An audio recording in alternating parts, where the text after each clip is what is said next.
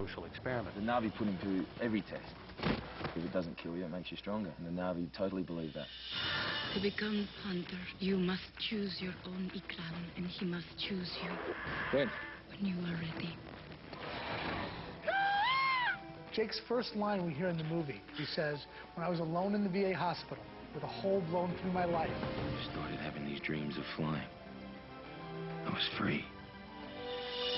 The Banshee sequence is his chance to do that.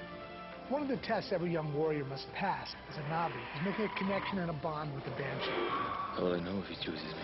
He will try to kill you. Outstanding. And that's test 1. When Jake does this, Neytiri is exuberant and joins him in flight. The two of them fly together in this lyrical montage. That moment when they're flying together for the first time, it's my favorite moment in the whole film.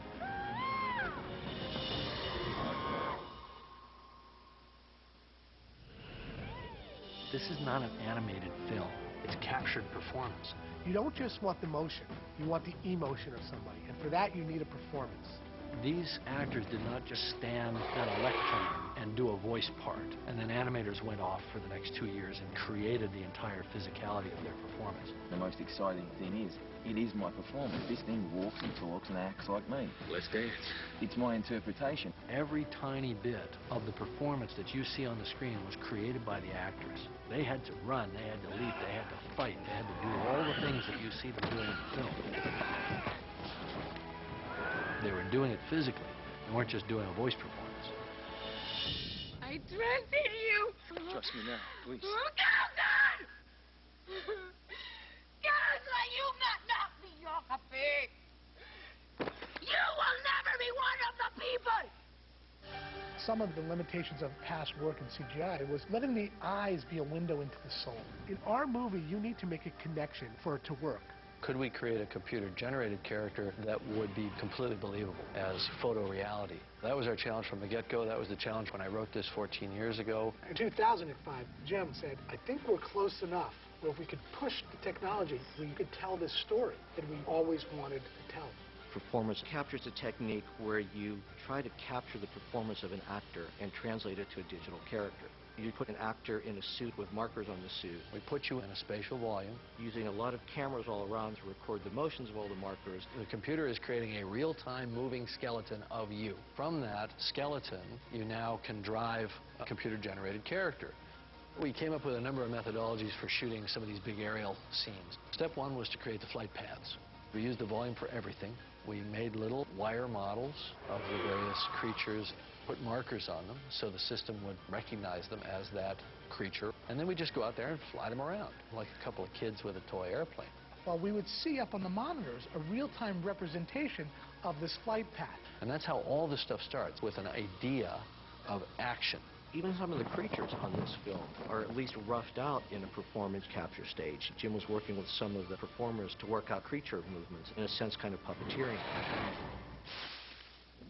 Once we had the flight paths defined, we would bring in the actors. And we'd ask the actors to perform to the timing of the flight path. So if their Banshee banked to the right, they'd have to move in the right timing for that right bank. And we had all these methods for rehearsing so that they could get the timing just right. Big fly! Fly? It took time, it took training.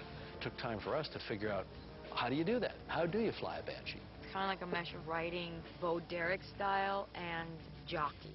So it's like you're Bo Derek at the Kentucky Derby.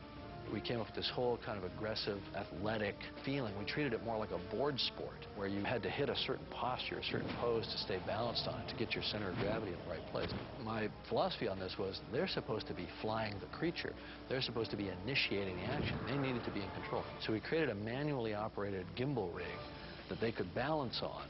One person would be on a ladder for eye lines, and we'd place a monitor in front of them, so they could see their point of view as if they were really flying through this space. And they learn how to fly these creatures. When you see Sam and Zoe on their Banshees, they look like they've lived on a Banshee.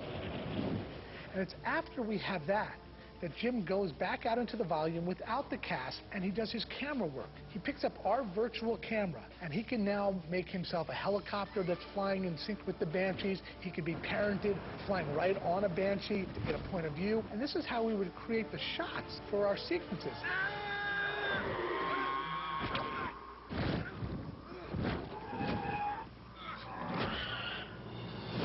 Not only are we capturing their movement on the Banshee, we're also capturing their facial performances. Because ultimately, even these moments that are about such great exhilaration, it's about the facial expressions.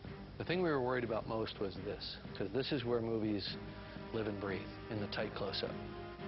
The part that we had to create during the making of this film was the facial image-based performance capture technology that allowed what the actors did to 100% translate to what you see the characters doing. So we came up with this idea that we would actually have a little boom, and on the end of that boom there'd be a little tiny camera, and it would image the face while the actor was working. So it captured every nuance of how their lips moved and how all their facial muscles moved, how their eyes moved. What we're trying to do is take what the actor is doing emotionally in any given scene and to translate that into the characters. And we do that by using their muscles. It gives us a way to correspond emotion to what you actually see expressed in the character's face. It was a very, very exciting time where we realized that we had rounded that corner and that we had true human emotion captured and performed by a non-human character.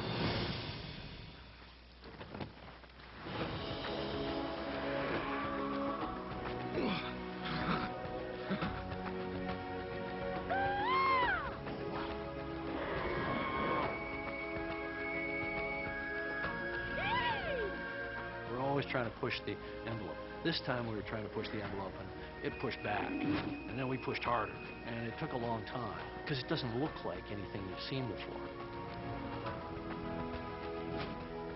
Let's go! I know that we were able to accomplish taking from the actors their beautiful, amazing performances and preserving them in their computer-generated characters. And that was my biggest goal on this film. Yeah, baby, I got this! Woo!